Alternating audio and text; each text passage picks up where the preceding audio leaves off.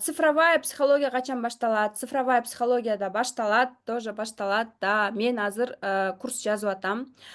Курс жазыш оңой эмес. У меня тоже разные сопротивления, өзүм менен күрөшүп атам.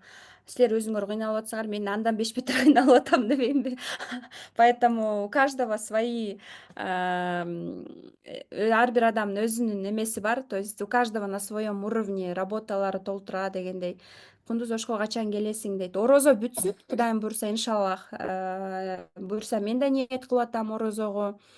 Орозону аман эсен, орозо айын Рамазанды өткөрүп алгандан кийин буюрса апрелде мен биринчи бир 15-теринде буюрса планирую Бишкекте масштабный чоң конференцияны 500 кишиге, Кудайым буйрса, же Шератондо, же Новотелде Бишкектен өткөргөндөн кийин Кудайым буйрса, иншаллах апрелдин аягы же майдын башы Ошко албетте да пландар бар.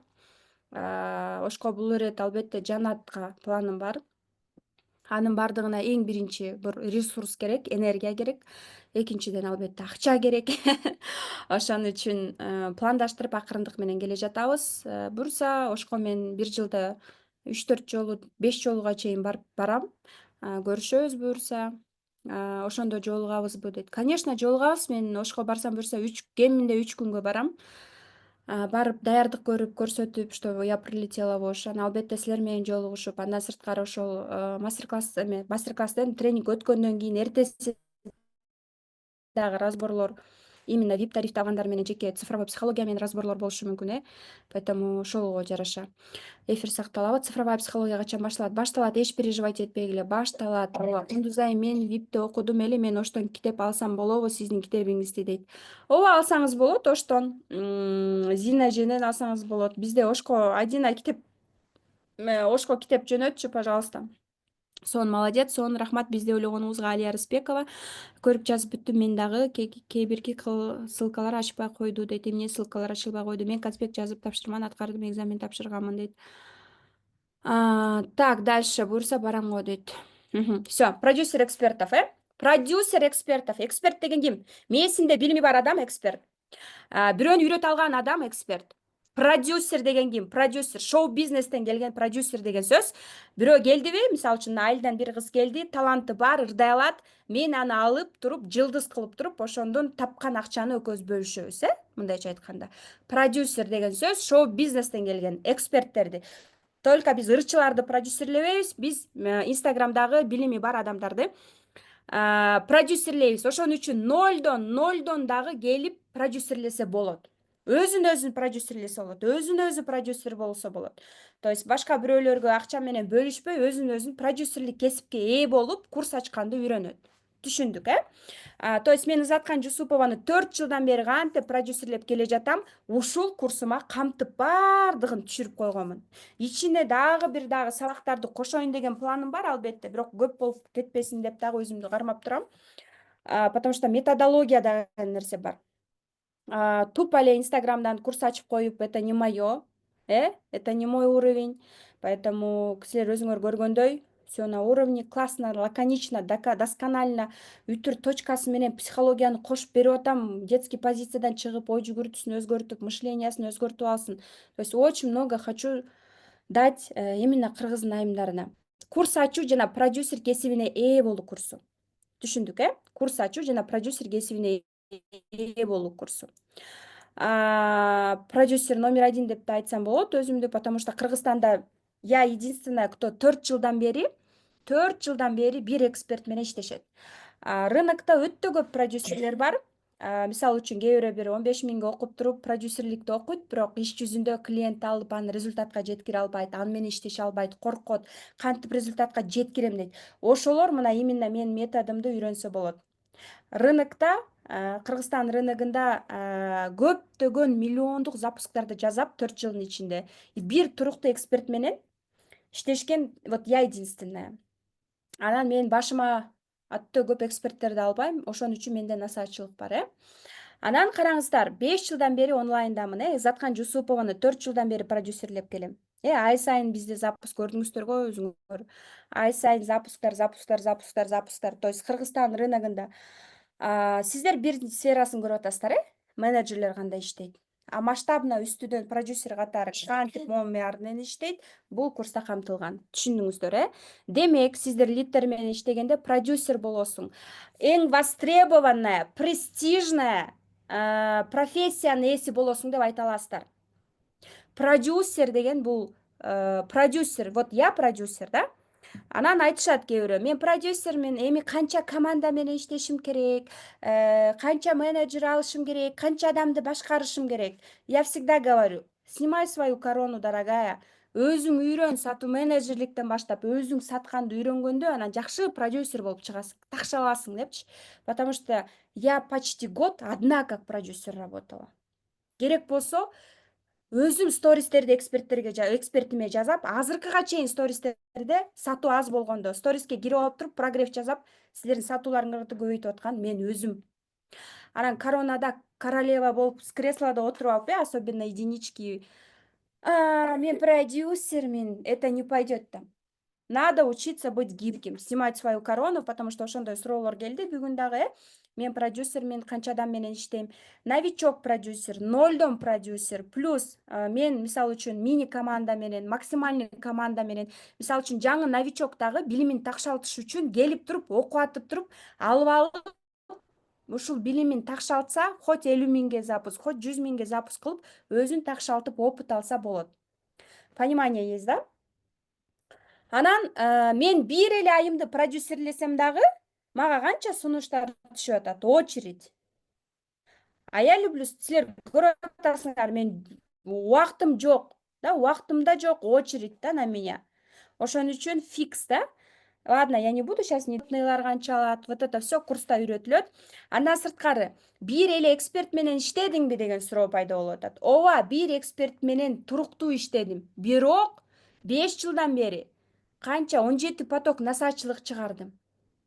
650 эксперт наставничествода, 150-200 миңдик насаачылыкта чыгардым. Аякта бүт баары келди. И врачы дагы жүрөт, нутрициологу жүрөт, этнопсихологу да жүрөт, тиги ресторанный бизнес дагы жүрөт, байерлер толтура и так далее, да, силер аны билесиздер, ар кандай ниша.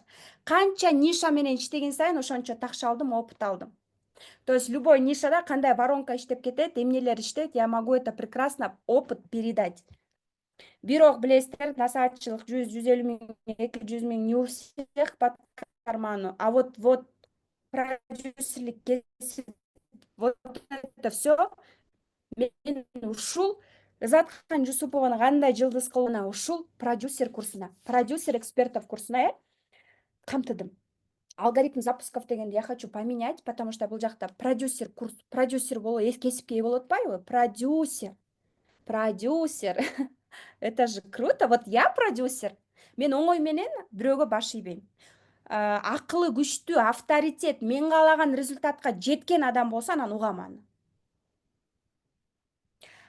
Продюсер менен кээ бирөө иштеше албайт. Мисалы үчүн мен оңой менен баш ийбей укпасам, ошон үчүн мен өзүм продюсермин. Көрдүңөрбү? Өзүм продюсермин. Кээ бирөө мисалы үчүн бөлүшкүсү келбейт акчасын. Ошон үчүн продюсерликти өзү үйрөнүп алып, 1-2-3 команда кылып алып, ошо менен иштегиси келет. Не все готовы делиться. Кандай договор түзүлөт? Как сохранить все свои права и так далее. Это все я обучаю на курсе. 2 айлык курс, продюсер курсу. Продюсер экспертов курсу. 2 айлык курс, алгоритм запусков, да, точнее болчу. Названиясын өзгөрткөнүбүз эле туура го деме, продюсер экспертов деп. 2 айлык курс, 1 жылдык доступ менен, кураторлор менен. Мен менен жума сайын зумдар менен, да, азыр айтып берем сиздерге. Именно вот опыт ушул курска камтылды, да. Весь мой опыт. Бул жакта биринчи бети дагы өзгөрүш керек экен. Вот эту программу не отправляйте. Албетте постоянно психология бар, биринчи модуль деп атат, распаковка личности деген башталат. То есть адамдык сапаттарын, инсандык баалуулуктарын ачуу, распаковка по моей структуре. Инстаграмында сатуу менеджерликтен продюсерликке өтөм дегендерге СММ курсумду подарок подарю жарым жылга, и өзүңөр сатсаңар болот. 25 000 сомдук курс, 15% болгондо 3750 сом вы можете себе бонус сделать. Экинчи модуль — это основы запусков и продюсирования. Силер көрүп атасыңар, азыр биз кылып аткан нерсе запуск деп аталат, запуск. полный запуск. Запуск деген эмне? 9 ай беременность барыңар боюңарда күтөсүңөр, андан кийин төрөйсүңөр, 9 ай беременность күтүү бул прогрев. Биздин 2-3 жумалык прогревибиз, азыр бизде прогрев кетип атат. Андан кийин запуск кылуу бул төрөө. Вы собираете деньги, отдел продаж. Төрөп атат да. Адам ошол нерсеге прогревте катышып даяр болгондо анан төрөөгө келет да. Демек, основа продюсирования запусков именно Instagram Кыргызстан рыногунда курс кыргыз тилинде, нукура кыргыз тилинде, орусча жок. Кыргызстан рыногунда что работает? Мен өзүм продюсерликти дагы окугам, Айгерим Теңирбергенден окугам, Настя Пиксиден окугам, башка Ирина Подрез жана башка казактардын блогерлери, плюс еще именно психология мне помогла, мышление менен иштегенде. Если бы не психология, наверное, не так все было бы, да? То есть бул жакта программасында продюсер 28 способ, метод эксперт табууга үйрөтөм. Кантип эксперт табыш керек? Продюсерликке экспертти табуу жолдорун үйрөтөм. Плюс мага продюсер болуп берчи, окуучуларыңды берчи деп кайрылгандардын номерлерин, списогун база кылып берем, бүт баарын. Анан стористен да мисалы үчүн мен окуучуларыма продюсерлер керекпи, кимге жаңы баштап атканда продюсерлер керекпи деп суроо берем. Именно ошолор аркылуу дагы каалоочулар бар болсо, албетте именно ушул жакта окуп аткан окуучуларга мен берем. Түшүнүп атасыздар, силер клиентке лидке эмне деп жооп бересиңер, баарын жазып атасыздар. Клиент таап бересиңерби деген суроо болот. Клиент таап бересиңерби? Эмне үчүн мен мындай да, сөздүн ачыгы, вы же моя команда, да? Сөздүн ачыгы. Мисалы үчүн окуучулардын ичинен болуп, бирок я могу сказать, клиент таап берем. Бирок клиент таап берем дегенде жоопкерчиликти өзүнө албай, давай мага клиент таап бер деп ошентип айтышы мүмкүн да. Анан клиент таап бергенде дагы бул мага жаккан жок, мүнөзү начар экен, сториске чыкпайт экен, бул мага жаккан жок, курс арзан экен деп ушинтип тандап баштайт адамчы. Көп бараткан адамды я терпеть не могу. То есть сразу коронасын алам да. Ошон үчүн курска келип окуп аткандардын ичинен карайм. Ким аракет кылып атат, ким жакшы окуп атат, аракет кылып атат. И ошол мага жакса личкасына берип туруп эле номерлерди берип коем да. Ушун давай продюсерлер, мону кыл деп туруп ичинен эле личкасынан поддержка кылып берип коем. Бирок мен аны айтпай элемин, но негизи айтып атам да.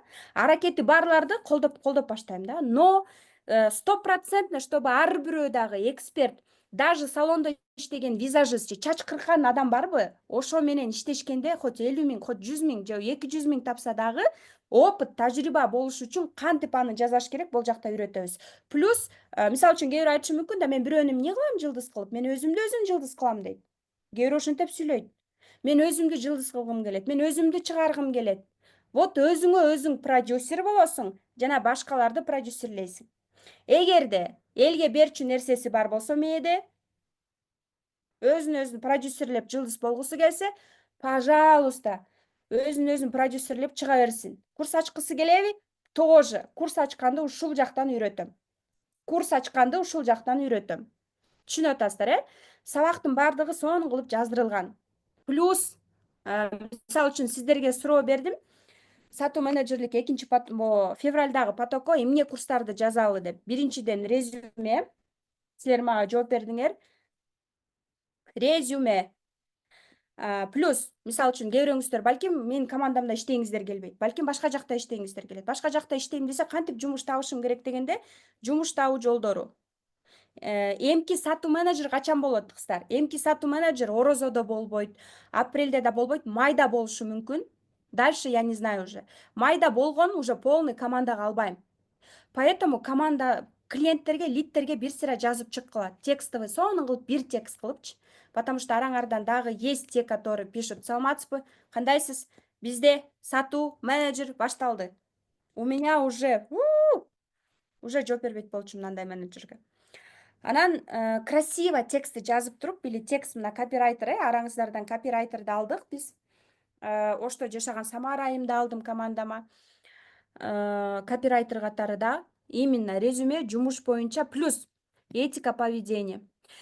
Мисалы үчүн, мага азыр жазып атышат да, дирекеде жазышат да: саламатсызбы, мен сиздин сатууларыңызды көбөйтүп 5-10 эсе көбөйткөнгө даярмын, мен сатуу менеджеримин да. То есть мындай шаблонный текст мага мындай иштебейт.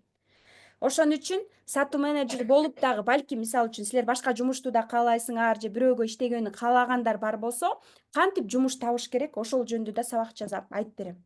Вот эксперттерге жумушка орношуш үчүн кантип жазыш керек, кантип өзүңдү сунушташың керек, вот мага эмне жакмак, мен ошол нерсени полный сабакка силерге 3 сабак кылып жазган атам. Именно новый поток. Мен get курска киргизем, силер деле көрөсүңөр аны. То есть вам тоже доступ болот да. Ошол боюнча, потому что баягы шаблонный там мен мындан окугамын, сатууларыңды 10 эсе көбөйтүп берем деп жумуш издешет го. Плюс жумуш издегенден кийин анан мага келип туруп сатууларым көбөйтпөсө, анан мен айтам, кана сатууларымды көбөйтүп бербедим дебедиң белең деп. То есть силер азыр эч кимге жалдырабай элесиңер, дароо жумуш менен камсыздалдыңар, тынбай атасыңар. Даже иштеңер келбей, балким араңардан качып атасыңар, кээ башкалар болсо, допустим, личкаларында жазышып жумуш издеп жүрүшөт да. Сатууларыңды 5 эсе, 10 эсе көбөйтүп берем, мени сатуу менеджер кылып бер ал деп атат. То есть это же круто. Уже бар нерсени бааласак болот да. То, что у вас уже есть. И вам крупно повезло, потому что силер өзүңөр 15 миңден сатып атасыңар, көрүп атасыңар, өзүңөр окуп аткан инфопродукту. Второй момент. Орозонун айына 25 миң болуп атат. Бул курс 15 март башталат. Өзүңөргө жазып алгыла, 1 айдан башталат. Эч переживать этпегиле. Сатуу менеджер бүткөндөн кийин у вас возможность есть отдохнуть. Если хотите взять отпуск, вы можете сказать: я пока отдыхаю, я не беру лиды, я сплю, бир жума уктайм, дисциплинага түшөм деп аябай окудум, бир жума уктайм дегендер бар болсо, пожалуйста. Пожалуйста, да. Кээ бирөө бар го ушундай тожечу. Анан экинчи модуль основа продюсирования запусков. Үчүнчү модуль анализ команда. Без анализа, анализ жок, сен далеко не уйдешь. Анализ жок, далеко не уйдешь. Анализ очень важный. Структура мини-команды, то есть бул жакта сабактар ичинде көп, мына тарифная сетка, курс жазуу жана методологиясы. То есть курсту арзан жол, орто жол, кымбат жол менен үйрөтөм. То есть именно кантип арзан жол менен, акчам пока жок десе, арзан жолдорду үйрөтөм, техническая часть. Хочет как у меня, пожалуйста, как у меня тоже, там полностью поделюсь и так далее, да. То есть мээсине эмне сиңирип алып кете алса, она может все за собой взять. Тарифная сетка, тарифтерди кандай жасайбыз, курска атты кантип жазаш керек, кураторлор менен кантип иштейм, мен кантип команда менен иштейм, полностью ушул жактан берем. Жазып алыңыздар. Команда менен кантип иштеш керек берем. Кыргызстан рыногунда кантип продюсерлеш керек берем, потому что мен орустардан окуган нерсемдин бизде кереги жок нерсенин баарын алгам да. Бизге иштебейт биздин менталитетке көп нерселер. Бизде рассрочка деген жок 2 жылга. Россияда 2 жылга рассрочка бар, элестеткиле. 2 жылга рассрочка бар. 2 жылга жанагындай Тинькофф эмелер 2 жылга курстарга рассрочка беришет. Элестетиңиздер. Вообще классно, да? Анда бизде андай рассрочка болсо, силер вообще сатмак болушуңар керек, 1 жылга деп. Эчтеке акча төлөбөй, 1 сом төлөбөй, 1 жылга 15 миң алып, айына 1 сомдон да. 500 сомдон, 1000 сомдон деп. Так, анализ команда айттым. Курс жазуу, прогревы, воронка, да, воронка, трафик, воронка, то есть как аудиторию набирать, подписчиктерди топтоо, блогерлер менен иштесүү. Прогревтин түрлөрү, прогревтердин түрлөрү. Бул жака дагы бир сабак жазат экенмин. Буду дополнять нейросеттер жөнүндө, потому что это тоже помогает. Бесплатный мероприятиялар, ивент, вебинарларды кантип өткөрүш керек. Сиздер үчүн балким бул жаңы сөздөр болуп атат, бирок сүйүнгүлө. Канчалык жаңы нерсени сатып, өзүңөр такша алып, сатканда даже үйрөнүп дегендей, силерге улам жаңы нерсе бул башталып атканы дегендей. Ивенттерди кантип уюштуруш керек, То, что я делаю, жандуу лекцияларды, мероприятия, мастер-класстарды, это называется ивенты. Мындайча айтканда, мероприятиялар, бесплатный мероприятиялар. Сиздер сатуу менеджер катары, да? VIP тариф бизде жок экен, я здесь убрала. Сиздер сатуу менеджерликти үйрөнүңөр, менеджер катары сатканды үйрөнүңөр. Бирок башка дагы жагы бар сатуулардын. Мисалы үчүн, силер сатуу менеджерликти үйрөнүңөр, мен эксперт катары өзүм сатышым керек. Мен сатпайын, силер сатпайбыз. Ошон үчүн эксперттер кантип сатыш керек, ушул жакта бергем. И плюс по-любому 3 менеджер болобу командасында, 5 менеджер болобу, ошолор менен иштешкенди да билиш керек. Лидтер менен иштегенди, сатуулардагы документ оборот, именно вот мен экспертмин да. Менин жумушум, менин сатууларым башка. Мен башкача деңгээлде сатышым керек. Менеджерлер башкача сатат. Түшүнүп атасыңар, э? Ошон үчүн ошол менен кантип иштеш керек ушул жакта сатуулар да. То есть продажа — это сердцевина всего. Сатуулар бул запусктун бул эң основной рычагы. Сатуу жокпу — акча жок. Акча жокпу — продюсер пошел нафиг дейт. Продюсер, сен мага эмнеге келдиң? Сатууларымды көбөйтүш үчүн келдим. Менеджер мага эмнеге келди? Сатууларды көбөйтүш үчүн келди. Сатуулар жокпу — акча жок. Акча жокпу — жумуш жок. Всё. Жумуш жок анда. Эч кимибизге жумуш жок. Ошон үчүн сатуулар — это основа. Сатуу модадан эч качан өлбөйт. Сатуу всегда будет в спросе. Воронка продаж. Бесплатникте кантип сатыш керек? Личный бренд. Ооба, личный бренд боюнча мен өзүм дагы 2-3 курс окуганмын. Бирөөсү 150 миңдик, бирөөсү там 20 миңдик. Анан тарифти, реально говорю, честно, бир тариф 25 миң сомдук тариф. Ичине дагы да баалуулуктарды кошуп аткан чагыбыз. Курс жазылган кыргыз тилинде. Баардыгын уже баардын мээден алып бияка салып койгом ужечи. Мээден алып бияка салып койгом. Масштаб, премиум курс кантип ачыш керек бул жакта. Полностью бул жака бергем. Насаатчылык менен бул курстун айырмасы эмне дейт? Азыр мен силерге айтып берем. Насаатчылык менен бул курстун айырмасы: насаатчылыкта мен жетелейм, өзүм карайм полностью. Бешөөнү, оноonu алып алып, ушинтип кечке отурам 3 сааттан зумдан. Понедельник 3 саат зум, пятница 3 саат зум. Ар бирөөнө кийлигишем. Ар бирөөнүн астына стратегия түзүп, ар бирөөнө катталып, я смотрю, да. То есть ал жака барыш үчүн моуну окуп алыш керек. Ушуну окуп алып келсе, там она будет бомбу взрывать. И не все готовы, допустим, 150 давать, 100 тысяч давать. Поэтому боо жакты үйрөнүп алып туруп, анан такшалып алып келсе, классно. Мисалы үчүн да. А негизи жана сатуу менеджерликти дагы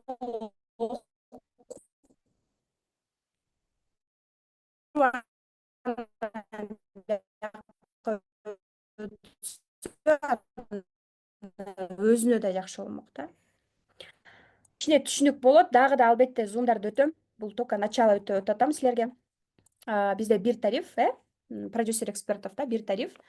2 ай обучение, 6 ай доступ деп атат, жарым жыл доступ. Курска жарым жыл доступ. Куратор менен, то есть бул жакта куратор, наставник, мен насаатчылыгымды бүткөн, продюсер болуп иштеген, курс ачып көргөн куратор болот. Өзүмдүн насаатчылыгымды мен менен иштеп көргөн, продюсерлеп көргөн, аны продюсерлеген, продюсер ким экен, курс деген эмне экен, кантип ачылат экен, то есть түшүнүгү бар. Мен методумду билген айым. Сертификат менен берилет продюсер деген. Да, даяр конспекттер, сактардын астында конспекттер, бул жакта открытый доступ да, полностью. 5 спикер зумдан макети жазалы эле экен. Спикерден 5 зум спикер келет, дагы да өтөм буюрса зум. Заткан Жусупова, Алтын Рыспекова, Сюцай боюнча мастер, цифровой психолог, копирайтер. Мен менен жума сайын зумдарда суроо жооптор болот. Жума сайын суроо жооптор. Допустим, мына карап коюңузчу, мен курсум ушундай болгон атам. Или же, допустим, действующий продюсерлер келе алат да. Мен азыр продюсерликти, теорияны окуп келдим элем, бирок клиент алып иштей албай атам, коркуп атам. А вдруг мен ага результат бере албай калам? Эмне кылсам болот? Же болбосо, мына мен ушул бир начинающий психологду алдым элем, сата албай атабыз, Кундуз Таштанова, эмне кылсак болот? Суроо берип атат. Мен анын инстаграмын карайм, алардын курсун, программасын карайм, полностью могу суроолоруна жооп берип, разбор сделать. Почему у них нету продаж? У тебя там нету личного бренда, сатуулар ошондо аз болот, трафикке вливает, таргетке акча салыш керек, момундай офферлерди жаза, таргетти мындай кетир. То есть полностью менен суроо жоопторго катыша алат. Китебимди белекке берем, албетте. Ооба, жума сайын куратор менен зум сабактарда суроо жооп, муну бирге жазып салыптыр, каталарды карап кайра надо исправить да. Биз силер менен азыр обкатываем систему, да, вы уже же свои. Жума сайын Кундуз Таштанова менен зум жандуу жолугушуулар болот. Ооба, мен менен ушундай жандуу жолугушуулар болот онлайн. Аягында ооба выпускной болот. Активисттерге эксперт берилет эмес, база экспертов. Мага продюсер болуп берчи деп кайрылгандар бар да. Мисалы үчүн ал бүгүн мына мисалы үчүн бьюти мастер ресницы макияж жасаган айым жазыптыр. Мен ага барбайм, потому что у нее там мен билем, что акча жок аякта. Э? Мен аны окуучума сунуштай алам. Ал окуучум 50 000, 100 000ге чейин өкө тапса болот. А бирок мендей опытный карышкыр продюсерлер новичоктор менен иштешкиси келбейт. Понимаете? А именно жаңы окуп үйрөнүп аткандар новичоктор менен иштеп алган билимин такшалта алат. Продюсерликти теорияда окуп коркуп атпайбы алгандан? А вот алып туруп иштесе болот именно ушул жакта. Это я не беру, потому что менде и так валам болуп атпайбы, очередь болуп атат. А окуучуларга, жаңы новичокторго продюсерлер керектер валам же. Много их. Мисалы үчүн байерлер бар араңыздарда. Вот араңарда байерлер бар болсо, именно да, пожалуйста, пожалуйста окусаңыздар болот. Байерлер, курс ачам дегендер, байерлер. Потому что уже курска келгенден кийин уже башкача деңгээлде бул жакта сүйлөшөбүз да. Именно курсту кантип ачат, эмне кылат, инстаграмында получается, зумга киргенде инстаграмындагы разбор кылам. Ушундай кебете инстаграм менен что ты собираешься продавать. То есть у нее стратегия алат да, стратегия алат и так далее. То есть база клиентов деген түшүндүңөр клиенттердин списогун беребиз, өзү да аракет кылып таап алат. Плюс 28 способ. Кантип продюсерликке эксперт табыш керек способторду мен үйрөтөм. Курстун баасы 25 000 сом 2 айга. Да, М+, Cash to you.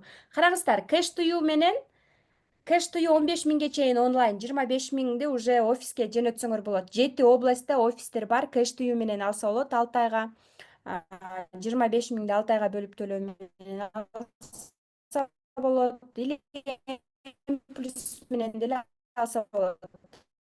М+, по-моему, 25 000 бере берет болуш керек, 3 айга. 25ти деле 3 деле берет. Алым 25 000ге алса, слишком көп бергенде дагы адам какап кетет. Ошон үчүн өзүнүн дагы методологиясы бар. Көп бергенде силер мисалы үчүн күнүнө 4 зум берсем, ичиңерден жинтенгендер болуп атпайбы, алыпчы? 4 жолу совсем деп. То есть көп берсең да какайт. Аз берсең, сабак өтпөй койду го жанду. Кет курстан эле берип койду сабак деп айтат. Мисалы үчүн бекер окуп аткандар, бекер окуп аткандар, кээ бир бекер окуп аткандар сабактарды даже көрбөй атышат. Помните, бекер утуп алгандар? Бекер нерсе бааланбайт. Даже сатпай атышат аракет кылып. Бекер нерсе бааланбайт. Так работает человеческий мозг. Силер азыр сатып атасыңар, элдин баары бекер хотят. Мен баарын айткан жокмун, кээ бирөөнү айтып атам.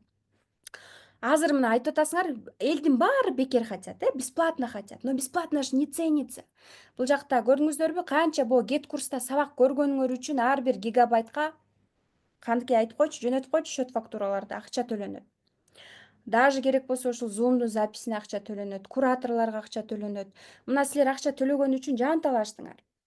И вот 13-го я хочу мына 2 күнүн ичинде бүтүргүлө брондоруңардычы клиенттериңер менен. Анан силерге дагы бир нерсе айтайын дедим да. Пожалуйста, скачайте приложение Cash to you.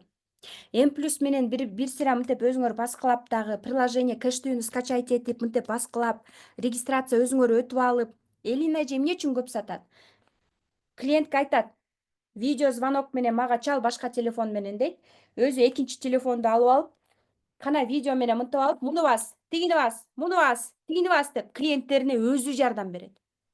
Ал мага албайт личкама жазып же башкаларга жазып. Ана просто үйүңө бар, башка бирөөнүн телефонунан чал дейт видео звонок. Анан өзүнүн телефонун ачып алып, муну бас, тигини бас деп Cash to you, М+ту помогать этет өзү. Ана ошонун баарын добивать этет да, молча. Поэтому у нее очень много продаж. Ана силерге кантип Cash to you'ну билбейм, үйрөтүп койчу, жөнөтүп койчу деп берсеңер, анда силер ошончо не будете зарабатывать столько денег, сколько вы хотите. Поэтому вы же все молодые. Научитесь. Cash to you менен даже азыр, мисалы үчүн, нижний белье, купальник, майка даже алышат Cash to you менен азыр. Бишкекке, мисалы үчүн, торговый центрде у вас есть Cash to you деп эле QR менен оплата кылып коюшат азыр. Я вам серьезно говорю, өзүңөр даже бир жолу алып көрүшүңөр керек экен, чтобы түшүнүш үчүн. Скачайте, ичи мынтип оформите этип,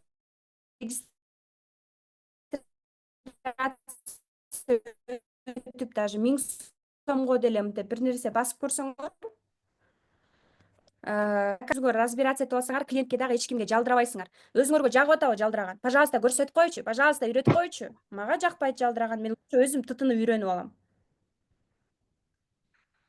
Вот поэтому мен силерге өзүм ошо просто чаттан көрүп калдым да. Одни и те же вопросы. Да, я понимаю, допустим, если там память забивается в телефоне, если там в силу возраста, да, в силу возраста и так далее, можно еще. Но другое дело, когда силер өзүңөр дагы аракет кылганда. Хорошо, лучше өзүңөр бир үйрөнүп алгыла, баскылап. И силерге жеңил болот ошол нерсе.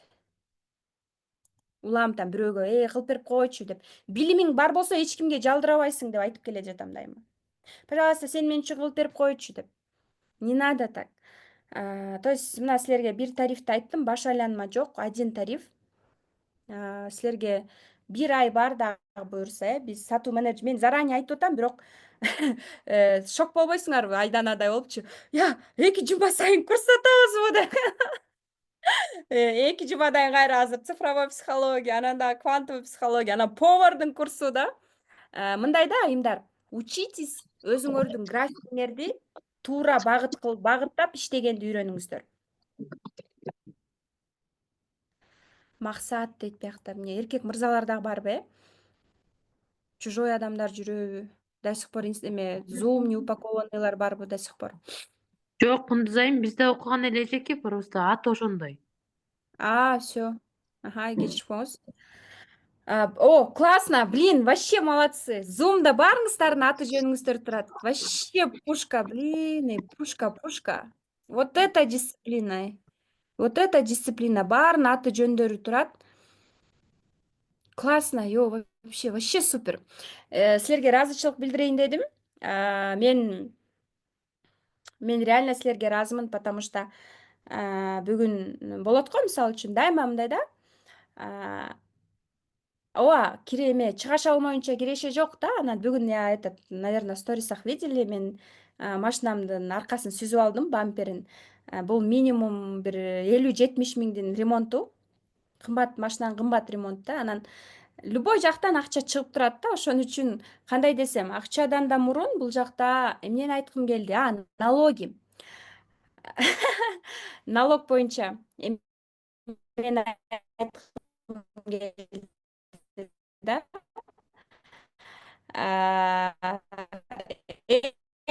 Плюс менен шыкылдатып сатыпсың, у меня столько вышло.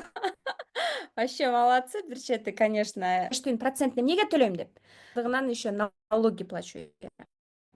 Поэтому силерге дагы балким жаңылык болушу мүмкүн, но кандай десем, у нас там получается план аткарылыптыр. 3 айда аткарылган план 1 айда эме 1 айда аткарылыптыр да. Мурун 3 айда ошондой налог төлөсөм, мында 1 айда ошончо налог төлөдүм да. Всё потому что ошончо силер платеждорду, ошончо сделкаларды жасапсыңар. Это хорошо же, это хорошо. Психологияда закон бар. То есть сен жашоодон бир нерсе алыш үчүн бергенге даяр бол да. То есть это нормально, это круто. То есть я надеюсь, вы меня понимаете, да, на уровне. Бул тарифти, курстун программасын, тарифтердин дагы да силерге тааныштырып, жаңыча дизайн менен тарифтерин дагы толуктагым келип атат. Ошолорду кошом. Акчалай нак кантип рассрочка алса болот, аны кошом. Муну силерге айттым, бирок пока сатууга тартуулай элекпиз. Сатууну бүтүрүп алалы. Бизде бир 3 күн калды мына. Бүгүн 11, эртең 12 уже. Эртең 11, 12 экен да уже мына. 12, 13, 14, 15. Мына 4 күн, 3 күн, 4 күн эле калыптыр. 13-үндө. Она ждет меня. Я уже 4-й час сижу в Zoom. Анан ошол боюнча мен заранее айттым. Процент 15%, 15% болгондо 3700 канча? 3750. Анан эң көп сатууларды жакшы жасаган айымга, конечно, будет подарок. И, кстати, кыздар жазып койгулачы, Адина. Онлайн выпускнойдо мы должны определить самых лучшего продажника. Классный. 5 еще хочу. Папа келди? 3750 болот. Вам Аха. Сказала.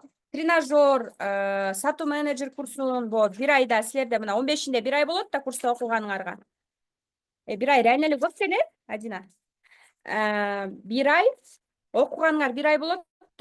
Ошол жакта эң көп сатылар жасаган. Биринчи, экинчи, үчүнчү орундукту, пожалуйста, я жду. Айдана. 13-inde уже предварительный меселе толук эле эме бере бер ужечи. Поэтому силерде азыр кимде бронь бар болсо, бронь бүтүрүп, чтоб 13-го я уже максимально могла все вам выдать, Мына. Два. Ага, все. Два. Кандай суроолор бар мага? Два. У меня нет листочков. Еще. Кандай суроолор бар мага дагы айымдар? Так, 17-синде ким келген атат? Ким келет? Ким кайсыл жактан келет? Айдана нарындан келет, Актабадан. Караколдон менин дизайнерим келет графический дизайнер, ушул макеттерди жасаган. Беременная еще. Мен да Караколдон барам, буюрса. Ошо да? Классно, эме да?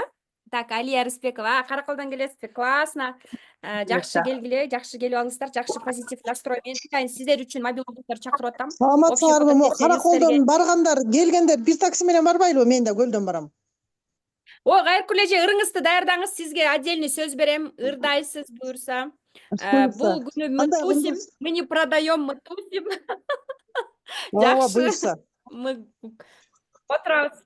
Заткан жайында чакырдым, Менен чыгам, спринтер менен чыгабыз. Чалышалы, мага жазып койчу, Кайыргүл дегенге личкага. Чогуу чыгалы, Хорошо, буюрса. макул. Чогуу чыгалы. Да, анан неме да? Лайфхак, ким алыскы район айылдардан келем дегендер күйөөңөрдөн гинекологко барам деп отпрашивать деп койгойм. Күндүз потусим и все. Тамада жалдайын десем $300 деди, поэтому мен силерге тамада алам. Жакшы. Сен өзүң тамадасың да курдун. Ооба. Сен тамада зачем $300 калды? Өзүң эле тамада бол. Жанагы залда, апапакай залда алып салдык. Аяка 60 киши сөзсүз алып келгиле деп атат. Поэтому барыңыздар, келишиңер керек. Анан, кстати, дальше мындай жолугушуу уже мына жок. Майда тимбилдинг ал арчага пловко чыгабыз. Ошон үчүн майга чейин канча убакыт бар? Я вам рекомендую. Ошого тамак ичип өзүңөр отуруп, жыргап эс алып кетесиңер, но ошончолук энергия, ошончолук менин колума сертификат, таанышабыз. Ал жакта бир отурабыз дегендей да, 5 канча 5-6 саат отурат экенбиз, но зато ошончо сүрөттөргө түшүп, жашнакай мындайча айтканда домохозяйкалардын корпоративы да. Күйөөңөр үйдө отуруп, уже тиги мен дизайнерим Караколдон мен да барам деп чыкса таң калып атам. Мен вообще иш жерде иштеген эмесмин. Мен 3 балам менен уже канча жылдан бери үйдө отурам. Корпоратив десе такая сразу раз я пойду деп тур. Так, эфир сакталабы дейт. Ошко келесиңби дейт. Бул жанагы сообщениялар экен, Кайыргүл эже, ооба, мы вас ждем, без вас никак. Оштогулар, да, Оштогулар боюнча Айдана эфирдесиңби, жазып ал өзүңө. Ошто 13-чү эмеда, 13-үндө онлайн сертификат берип баштайм. Ким экзаменди тапшырды, кет курста сабактарды мне выгрузит отчет.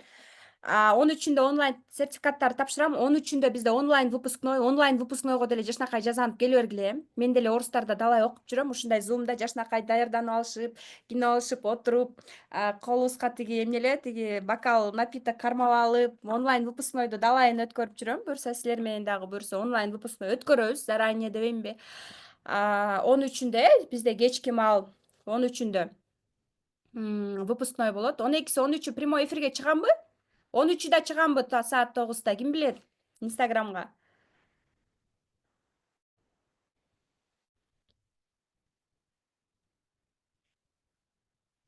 Баргандар группага сүрөт салгыла, барбагандар кызыгып гана калат экенбиз да дейт. Оштогулар боюнча, Оштогулардын адресин, макетин жөнөтөм, Оштогу жолугушу боюнча. Оштун эң жакшы сонун кофейнясын тандадым. Ошол жака саат 3-тө 17-синде, понедельник саат 3-тө жолугушууга барасыңар. Менин өкүлүм барат, мобилограф жөнөтөм. Мобилограф 1-2 саатка жалдайм.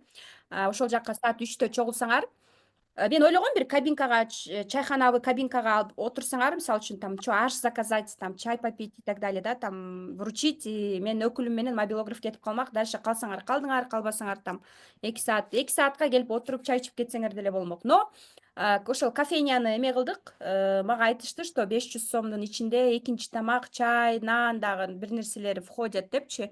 Ну, приблизительно чөнтөңөргө 500 сом албасаңар болот. Ким менде 500 сом жок, или же ким Бишкектен барам, бирок мен отура албайм, отургум келбейт, же болбосо акчам жок, же болбосо не хочу, же болбосо отура албайм дегендер келип сертификат алып колунан кетсеңиздер деле болот. Но я рекомендую, өзүңүздөрдөн аянбай, там 1600 сомов өзүңөргө эле саптайсыңар. Анан оштогуларга ошол адрести бердим, кафейня, Арома кафейня деп. Ошто 17 тоже саат 3-тө менин өкүлүм барып сертификаттарды берет колуңарга. Тапшырып өзүңөр кааласаңар отуруп 2 саат сүйлөшүп анан кетсеңиздер болот. Ошко 17-синде келесиңерби ошондо дейт. Түшүнбөдүм. Мен 17-синде Бишкектемин. Мен Ошко барбаймын. Надо вот кичине суроо берердин астында дагы анализ включать, анализ надо включать. Менин өкүлүм барып сертификат берет деп мен 100 жолу айттым окшойт. Чаттарга да айттым. Так, дальше кандай суроолор бар? Да, кандай суроолор бар? Давайте силер сүйлөгүлө. Кечке эле мен сүйлөй беремби? Келиңиздер, дагы бир 10 мүнөт и все, бүтүрөлү Zoom'ду, Мен уже 4 сааттан бери, 7ден бери Zoom'да отурам. Саламатсызбы, Кундуз? Группа кандайсыңар? Жакшы. Мен мына 5-модулду такыр түшүнбөдүм да, менде ачканда жок да, потому что мен катыша албай калдым да, ошондо жанакындай маарекелер менен жүрүпчү. Ошондо жүрүп 5-модуль калгам. деген ал деген бонусный модуль деп туруп атат. Бонус деген эмне? Бул белек дегенди билдирет. Белек деген модульда жалаң гайдтар, ссылкалар, то есть ал нерсендеги ачылбаган нерсенин баардыгын каналга бүт жүктөп туруп жөнөтүп койгулачы, каныкей. Бонусту. Мен азыр переслать этип коеюнчу. Бонусу, сатуу менеджери бонусу дейт. Бонусу. Телеграмга киргендер барбы? Запись көрбөйт болушуңар керек, эчкимдер, бонустар деп. Мына бонустар. Полностью чекеден көрүп алдым. Ошол жакта эмне бар? Мына бонустарды мен Telegram каналга салып койдум силерге, макулбу? Аякта жалаң гайдтар, электронный китепчелер. Ошолорду мен электронный китепчелер. Ошону айтып коем. Telegram канал бар го силерде, ошол жака кайрадан переслать этип коем бонустарды. 1, 2, 3, 4, 5, 6, 7, 8. Бонусу. Дагы кандай суроолор бар? Бонусу сатуу менеджер. Мына жөнөтүп койдум. Рахмат. Ошону электронный китепчелерди ачып, конспект алсаңар болот, кааласаңар. Декомпозиция, ошо сатууну мына конспекттерди, ал жакта конспекттерлери болчу, ошон үчүн бонустар. Ошол модуль боюнча көп суроолор болуп атат, ошол модулду удалить этип эле салышыбыз керек экен. Же бонустар деп туруп, 3 жаңы сабакты ошол жака кошот окшойм анда. Алып электронный эмелерди, ссылкаларды анда алып салайын. Потому что у кого Android таблицы Google документ жок болсо ачпашы дагы мүмкүн да. Ошон үчүн мына Telegramга бүт выгрузка кылып салып койгонбуз заранее. Дагы кандай суроолор бар, айымдар, келиңиздер. Кандай суроолор бар? Мобилограф дагы келет да, дейт. Ким? Бишкекте мобилографтарды мен өзүм чакырдым, 2 мобилографты. Ооба, бирөөсү сүрөткө тартат, обработка кылбайт, сүрөткө тартат. Өзүңөрдүн телефонуңарга түшсөңүздөр болот. Гүлзада эже менен сүйлөшөм насчет баннера. Андан сырткары экинчи бирөөсү сүрөткө тартат, силердин сүйлөгөнүңөр тартат, ооба, сертификат вручения тартылат. Экинчиси болсо общий рилстер. То есть биринчи рилсте, допустим, подиумдан басасыңар под музыку, экинчи рилсте, допустим, какой-нибудь прикольный, үчүнчүсүндө дагы там конкурс рилс болобу, төртүнчүсүндө то, что тренд болуп атат, ошол нерселер тартылат. Албетте, я тоже, все мы, да, общий бир стол болот, көргөндөй. Ошто болсо мобилограф 2 саатка да жалдайм, 2 саатка келет, общий сүрөткө тартат, общий видео, силер отзыв каласыңар айтасыңар, ошо тартат, анан кетет.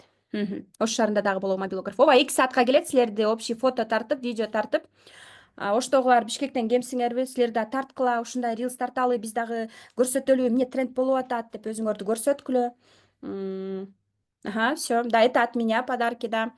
Вот, настрой от вас. Жок, барбайм, үйдө эле отурам десеңер, это ваше, да, то есть каалап таанышам десеңер, оштогулар баралы биз дагы дейт. Конечно, баргыла, конечно, баргыла. Так, кандай суроолор бар мага дагы? Кундузайым, саламатсызбы? Ой, жанагы фотосессияда отурган ошону до 17-го надо сделать, да? Нет, можно после, потому что у вас 6 месяцев фотосессия для випов. У вас есть 6 месяцев, чтобы привести порядок в свой Инстаграм. У вас СММ курс ачылды. Кстати, көрүп атасыңарбы, сабактарды көргүлө сөзсүз түрдө. Аябай сонун, баалуулуктары сонун. Дизайнер, макет жасаганды үйрөнбөсөңөр дагы для себя научитесь вести блог, элементарный монтаждарды кылып, потому что я разных людей вижу. Айфондун акыркысын 2ден айфон көтөрүп алып, колдонгонду билбегендер бар, баркын билбегендер бар. Элементарный монтаж.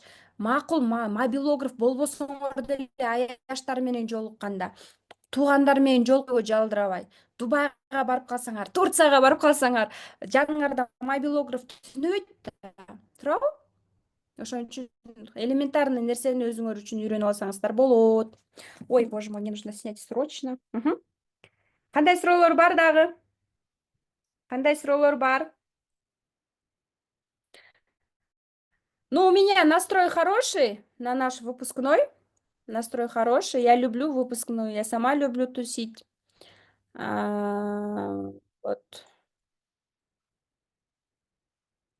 Да, кандай суроолор бар? Айымдар, бериңиздер суроолорду. Мен да Кандайсыз, балдарымды уктатып, жайгаштырып, Кандайсыз, оокаттарымды кылайын. Жакшы. Мен да өлө баргым келип атат да немеге. Сиздин ал жаныңыздан көрүп, энергияңыздан кичине алып. Жолдошумдан колдоо эле неме этип атат да. Сен хотя бы мен Кызылкайдан болом да. Сен хотя бы самолетко деген өзүң сатып акча кыл дейт. Бияктан сат мына ошо курсуңду дейт. 5000 хотя бы кылсаң мен аяктан өзүмдү калганын берем дейт да. Бирок бул сата албай атам да. Мен ушундай аракет кылсам да болбой атат да. Сат давай. Вообще бар деп билбейм, жолдошум тараптан колдоо Бишкекке болуп барам. атат бирок.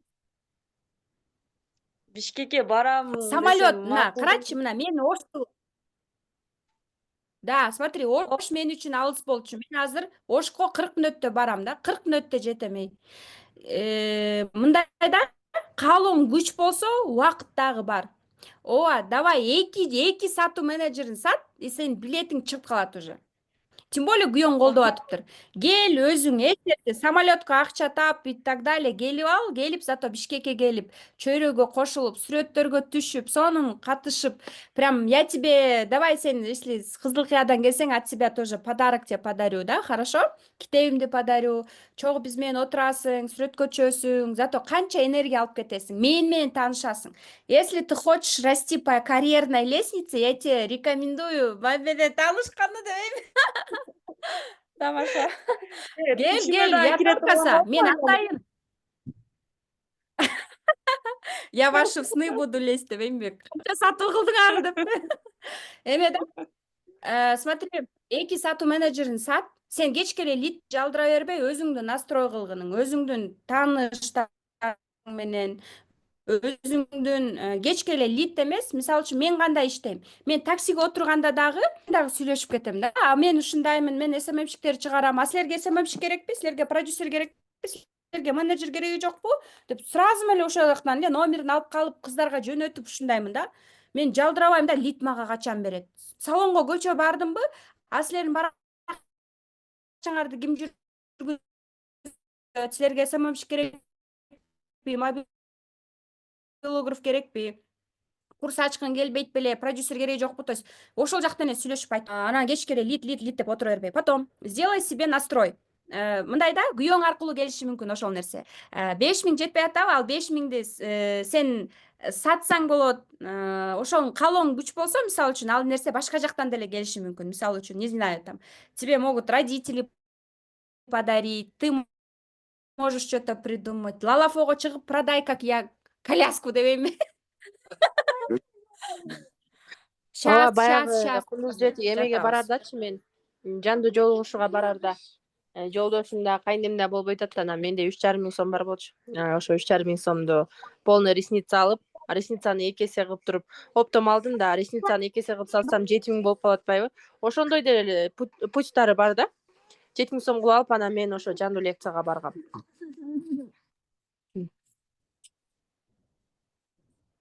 То есть аракет кылсаңыздар эле болот. Ким биякта, ким Караколдонбу? Акишка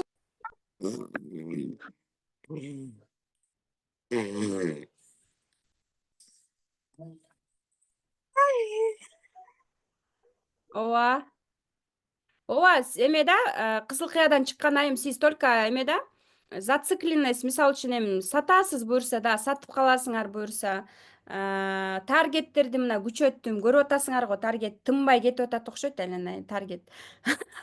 Таргетти күчөттүм, мисалы үчүн кимге жазгыла, Айданага, мен деген эме Кызыл Кыядан билетке акчам жетпей атат, мен баргым келип атат, берчи десең, мисалы үчүн Айдана сага дагы аракет кылып берип баштайт сразу. Берчи да, айтыш керек. Мен ал баргым келип атат, мен саткым келип атат, пожалуйста, мага берчи дейт. Айтыш керек. Анан өзүңүз дагы аракет кылыңыз. Анан ушул жолун карай бериңиз, бул жогун да калай бериңиз. Сыймый ыйлатпачы, пожалуйста.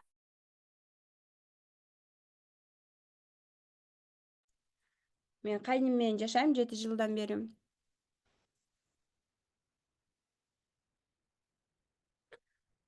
Ооба.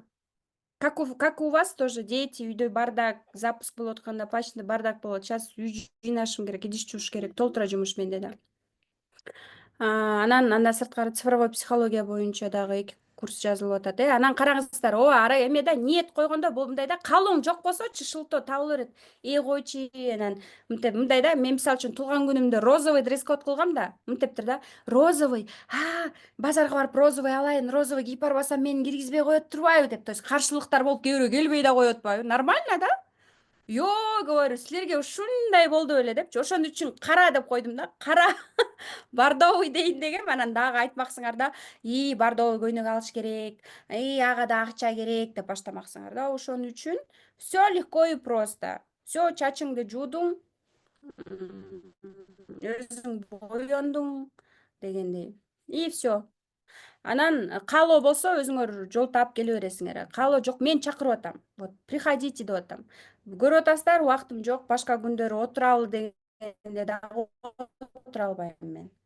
Отургула, пожалуйста. Каалайсыңар дальше автопатия, вот дальше караоке, или я не знаю, туса.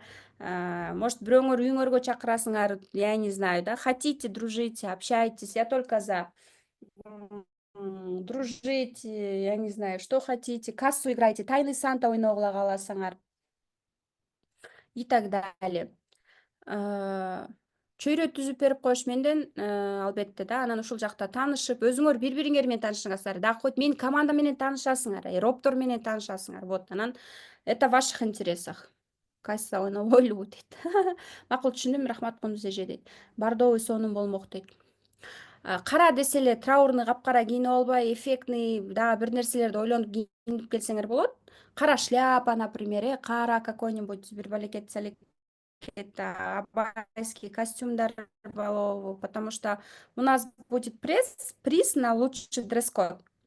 Самый лучший дресс-код тоже будет приздер, да, болот. Подарки у нас тоже есть. Я задейт Бурул Өмүрбек, да. Көрүңөр, Бишкекте жашагандар, вам очень повезло. Мага региондо айылда жашагандар чыгып кофейняга барып сүрөткө түшөйүн десем да кофейня жок, Бишкекке барганда сүрөткө түшөм дешет. Колуңарда бар нерсени баалабайсыңар да, ошон үчүн бар нерсеге шүгүр болгондо бере берет да Кудайым. Ошол 17-синде келиңиздер. Заранее, пожалуйста, нам нужно собрать 50-60 человек ошол залга. Мен ошол чоң залды силерди келет деп атайын брондодум. Бул өзүңөр үчүн майрам тартуулайсыңар, таанышасыңар дегендей. Атайын ошол залды алдым, потому что диджей аппаратура алса болот экен, диджей музыка коюп берип турат экен. Андан сырткары эмне болуп атат? Бул өзүңөргө чөйрө. Канча адам менен таанышып, коммуникация кылсаң өзүңөргө жакшы да, өзүңөр анын баалуулугун көрдүңөр окшойт. И так эле. И мисалы үчүн мен деле заткан жерде эле каждый раз жолугуп, силер менен мындай получается мына майда жолугабыз. Дальше июльда менин туулган күнүмдө и так далее, да. Ближайшее это через 3 месяца экен. Вот, если есть желание, каалоо бар болсо, пожалуйста, приходите. Обязательно приходите. То есть Бишкек, Тегеректе жашагандар даже не думайте, да, приезжайте и так далее. Как раз таки шаарга чыгып биротого жумуштарды бүтүргөнгө, может врачка көрүнгөнгө дагы мүмкүнчүлүктөр түзүлөт. Иш кылса бир шылтоо таап, күйөөңөргө эле подход. Билесиңер да, мужчинам подход через что всегда? Через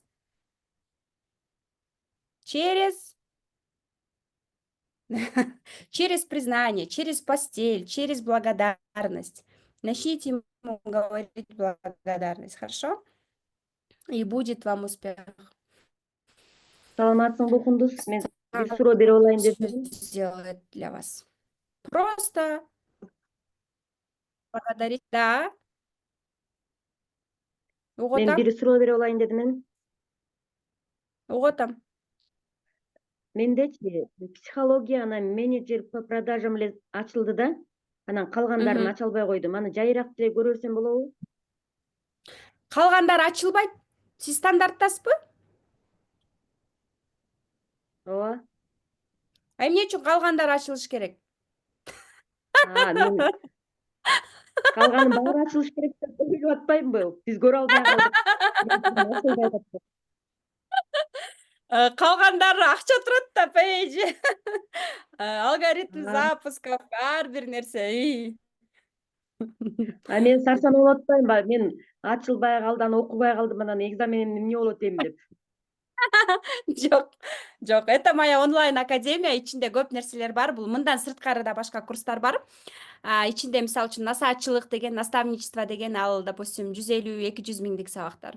Личный бренд ал отдельно. Аларды мен сатпай элемин. Толтура нерсе бар, сатпай элемин да. Анан алгоритм запусковду азыр продюсер экспертов деп настроениябызды көтөрүп койдуңузго рахмат сизге. Продюсер экспертов деп аталышын өзгөртүп, дизайнын алмаштырам буюрса. И ошону мына жанатан бери ошону айтып берип атканым ошол болчу. 25 миңдик курс да. Мен Вот, өзүмө жакшы. сарсанып атпаймынбы? Аны ачып окуй албай калдым эми. Экзаменимде эмне болом эми депчи. Экзамениңиз болду, ооба, курсту окудуңуз. Практика жүзүндө окудуңуз. Практика жүзүндө окудуңуз десем болот. Эч кимге жазбай элесиз жиреке жумуш издеп дегендей, же болбосо жумуш жок, отуруп калган жоксуз, окудум болду деп. Иштеп атасыздар, шүгүр. Тынбай сатуулар жүрүп атат бизде. Кудайга шүгүр да, поэтому это тоже да. Шүгүр деш керек да. Бүгүн эртең менен бир наалып бараттым эле, мына сага деди окшойт Кудай. 70 миң акчам чыгып кетти. Деп наалып аттым эле, депчи.